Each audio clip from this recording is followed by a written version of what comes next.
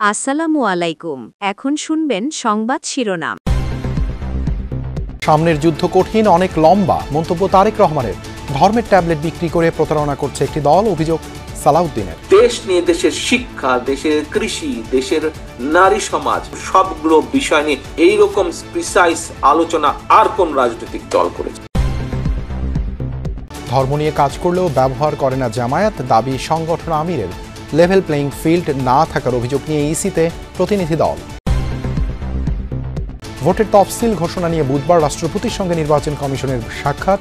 সিইসির ভাষণ রেকর্ড করতে বিটিভি ও বাংলাদেশ বেতারে চিঠি।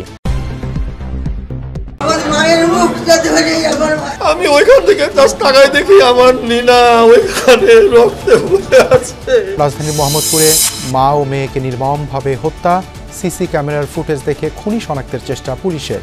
আসসালামু আলাইকুম। এতক্ষণ শুনছিলেন সংবাদ শিরোনাম, এখন শুনবেন বিস্তারিত। প্রার্থী না দেখে ধানের শীষের পক্ষে কাজ করতে নেতাকর্মীদের প্রতি আহ্বান জানিয়েছেন বিএনপির ভারপ্রাপ্ত চেয়ারম্যান তারেক রহমান। বলেছেন, সামনের যুদ্ধ কঠিন, অনেক লম্বা। দেশে জবাবদিহিমূলক সরকার ক্ষমতা এলে শুভ পরিবর্তনের শুরু হবে বলেও মনে করেন তারেক রহমান। বিশেষ একজন ব্যক্তিকে ভালো আখ্যায়িত করে বাকিদের সমালোচনা করার প্রবণতা বন্ধের অনুরোধ করেন তিনি।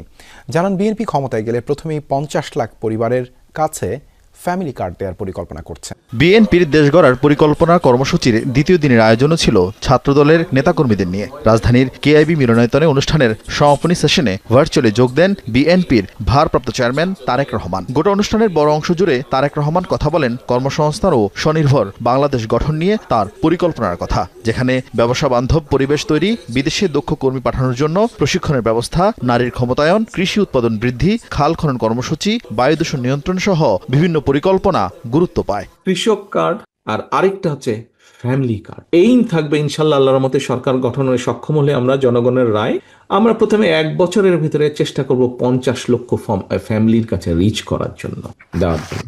ল্যাপটপ নিয়ে কোনো একটা হয়তো অনলাইনে কোনো একটা মার্কেটিং এর কাজ করছে, তাকে যদি আমরা এই যে বিভিন্ন স্বৈরাচারের সময় বিভিন্ন জায়গায় বড় বড় বিল্ডিং কতগুলো তৈরি করা হয়েছিল, আমরা যদি এই জায়গাগুলো স্টুডেন্টদেরকে দিয়ে দিই, তাদেরকে ছোট একটা অফিসের মতন করে আমরা দিয়ে দিতে পারি, তাহলে এখানে এসে বন্ধু বান্ধবরা মিলে তারা এসে এখানে তখন একটা কোম্পানি তৈরি করবে। কোম্পানি তৈরি করার মাধ্যমে তারা সেখান থেকে বেটার ভাবে কাজ করতে পারবে। এ সময় বিরোধী রাজনৈতিক দলের কর্মকাণ্ডের সমালোচনা করে তিনি বলেন, বিএনপি ছাড়া কেউই দেশের জন্য এখনো কোনো পরিকল্পনা জাতির সামনে তুলে ধরতে পারেনি। সৎ মানুষের শাসন দিব, আমরা দেশে ন্যায় বিচার উপস্থাপন করব, আমরা দেশে এই করবো, এইসব ভেগ টার্মে অনেকের অনেক বক্তব্য আছে অনেক রাজনৈতিক দলের। বাট দেশ নিয়ে, দেশের শিক্ষা, দেশের কৃষি, দেশের নারী সমাজ, সবগুলো বিষয় নিয়ে এইরকম প্রিসাইজ আলোচনা আর কোন রাজনৈতিক দল করেছে? শেয়ার বাজার ধস, কলকারখানা বন্ধের মতো ঘটনাকে অস্বাভাবিক উল্লেখ করে এর থেকে উত্তরণে গণতন্ত্রের বিকল্প নেই বলে মন্তব্য করেন তিনি। আমরা বহুদলীয় গণতন্ত্রে বিশ্বাস করি। ধর্ম নিয়ে কাজ করলেও ব্যবহার করে না জামায়াত, দাবি সংগঠন আমির ডাক্তার শফিকুর রহমানের। দুপুরে ইউরোপীয় ইউনিয়নের সাথে বৈঠক শেষে সাংবাদিকদের তিনি বলেন, ঘোষিত সময়ে নির্বাচন না হলে দেশ সংকটে পড়বে। এর আগে দলটির 6 সদস্যের প্রতিনিধি দল যায় নির্বাচন কমিশনে। ইসির সাথে বৈঠক শেষে দলটির সেক্রেটারি জেনারেল মিয়া গোলাম পারোয়ার অভিযোগ করেন, কমিশন এখনও নির্বাচনের লেভেল প্লেইং ফিল্ড নিশ্চিত করতে পারেনি। তবে নির্বাচন পেছানোর কোনো আশঙ্কা নেই বলেও সাংবাদিকদের জানান তিনি। আমরা ধর্মকে কখনো ব্যবহার করি নাই, করব না। ইউরোপীয় ইউনিয়নের প্রতিনিধির সাথে সোমবার সকালে বৈঠক করেন জামাতে ইসলামীর আমির ডাক্তার শফিকুর রহমান। পরে সাংবাদিকদের বৈঠকের বিষয়ে অবহিত করে বলেন, ব্যক্তি বা দলের জন্য নয়, জনগণের জন্য রাজনীতি করে তার দল। ধর্ম নিয়ে দলটি কাজ করলেও ব্যবহার করে না। নির্বাচন নিয়ে ডাক্তার শফিক বলেন, নির্বাচন পেছানোর সুযোগ নেই, তেমন হলে বিপর্যয় নামবে দেশে। আমরা ধর্মকে কখনো ব্যবহার করি নাই, করব না। ধর্ম আমাদের চিন্তার অঙ্গ, আমাদের কলিজার অংশ। আমরা ধর্ম নিয়েই কাজ করি, আমরা ধর্মকে ব্যবহার করি না। ধর্ম ব্যবহার করলে কে করে সেটা আপনারা ভালো বুঝেন। ইলেকশনের সময় নতুন করে যারা বেশি বেশি নামাজ শুরু করেন, টুপি পরেন, তসবিহ হাতে নিয়ে ঘুরান, ধর্মকে তারাই বোধহয় সম্ভবত ব্যবহার করে।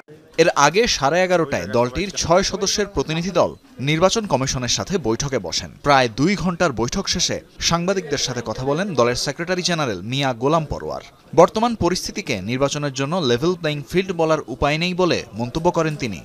মাঝে মাঝে গুরুতর অবনতি আমরা দেখছি, একটা দলের সবার উপরে অন্য দলের হামলা। লেভেল প্লেইং ফিল্ড সম্পর্কে নিশ্চিত করতে পারেননি। বিদ্যমান প্রশাসনিক অবস্থার কিছু তথ্য প্রমাণ স্পেসিফিক আমরা ওনাদের সামনে তুলে ধরে বলেছি যে এই অবস্থা থাকলে এটাকে আমরা লেভেল প্লেইং ফিল্ড হিসেবে গ্রহণ করব না। ভোট কেন্দ্রে সিসি ক্যামেরা ব্যবহার নিশ্চিতে কমিশনকে দলটির পক্ষ থেকে আহ্বান জানানো হয়েছে বলেও জানান তিনি। নির্বাচিত জনপ্রতিনিধির কাছে ক্ষমতা হস্তান্তরের জন্য এর চেয়ে গুরুত্বপূর্ণ আর কিছু হতে পারে না। এখানে অর্থ ব্যয় করা প্রয়োজনে অনেক ডোনার এজেন্সি, ডোনার কান্ট্রির কাছে সহযোগিতা চাওয়া যায়। আমরাও কিন্তু এই সমস্ত ব্যাপারে অ্যাপ্রোচ করেছি বিভিন্ন জায়গায়। জাতীয় সংসদ নির্বাচনের তফসিল ঘোষণার জন্য সব প্রস্তুতি শেষ করেছে নির্বাচন কমিশন। বুধবার ভোটের তারিখ নিয়ে দুপুর 12টায় বঙ্গভবনে রাষ্ট্রপতির সঙ্গে সাক্ষাৎ করবে প্রধান নির্বাচন কমিশনার AMM নাসির উদ্দিনের নেতৃত্বাধীন নির্বাচন কমিশন। সেদিনই জাতির উদ্দেশ্যে সিইসির তফসিল ঘোষণার ভাষণ রেকর্ড করবে বাংলাদেশ টেলিভিশন এবং বাংলাদেশ বেতার। একই দিনে এবার ভোট হবে ত্রয়োদশ জাতীয় সংসদ নির্বাচন এবং গণভোটের। নির্বাচনের আইনবিধি ও প্রার্থীদের আচরণ বিধিমালা সংশোধন, ভোটার তালিকা চূড়ান্ত সহ ভোটের সার্বিক প্রস্তুতি সম্পন্ন করেছে নির্বাচন কমিশন। নির্বাচন ঘিরে এসব কর্মযজ্ঞ আর ভোটের তারিখ নিয়ে রাষ্ট্রপতির সঙ্গে সাক্ষাৎ করতে বুধবার বঙ্গভবনে যাবে AMM নাসির উদ্দিন নেতৃত্বাধীন নির্বাচন কমিশন। পরে দেশবাসীকে ভোটের সময়সূচি জানাতে বাংলাদেশ টেলিভিশন এবং বাংলাদেশ বেতারে রেকর্ডিং করা হবে বলে জানান ইসি সচিব। ডিসেম্বরের 10 তারিখে মাননীয় প্রধান নির্বাচন কমিশনার স্যার বাংলাদেশ টেলিভিশন এবং বাংলাদেশ বেতারে একটা ভাষণ রেকর্ড করবেন। রেকর্ডের বিষয়বস্তুটা এবং সময়টা এটা স্যার নির্ধারণ করবেন, কিন্তু এটা রেকর্ডিং হবে এটুকু আমি জানা আছে এবং সেটা আপনাদের সাথে শেয়ার করলাম। সোমবার সকালে প্রথা ভেঙে সিইসির সঙ্গে সৌজন্য সাক্ষাৎ করতে আসেন পাবলিক সার্ভিস অ্যাডমিনিস্ট্রেটিভ অ্যাসোসিয়েশনের প্রতিনিধিরা। তারা ভোটে সর্বোচ্চ সহযোগিতার আশ্বাস দিয়ে গেছে বলে জানান ইসি সচিব। সিভিল সার্ভিস অ্যাসোসিয়েশন থেকে যে যতটুকু সহযোগিতা প্রয়োজন তার থেকে বেশি ছাড়া কম করা হবে না। কেউ যদি এসে বলেন এখানে তো আইনগত বাধা নেই এবং অতীতে করেননি বলে নতুন করে করা যাবে না, এরও কোনো প্রতিবন্ধকতা নেই। রাজধানীর মোহাম্মদপুরে নিজ বাসায় মা ও মেয়েকে জবাই করে হত্যার ঘটনা ঘটেছে। নিহত দুজন গৃহকর্ত্রী লায়লা আফরোজ ও তার স্কুল পড়ুয়া মেয়ে সাফিসা বিনতে আজিজ। সকালে মোহাম্মদপুরের শাহজাহান রোডের একটি বহুতল ভবনের ফ্ল্যাটে এ ঘটনা ঘটে।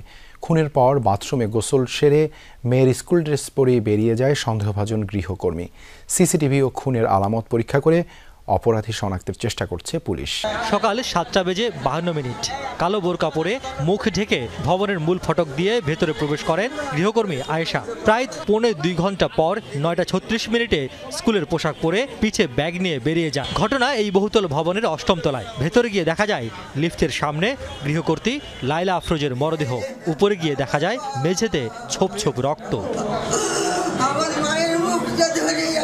নিজের ফ্ল্যাটের সামনে বসেই পুলিশ ও স্বজনদের কাছে ঘটনার বর্ণনা দিচ্ছিলেন গৃহকর্তা স্কুল শিক্ষক আজিজুল ইসলাম।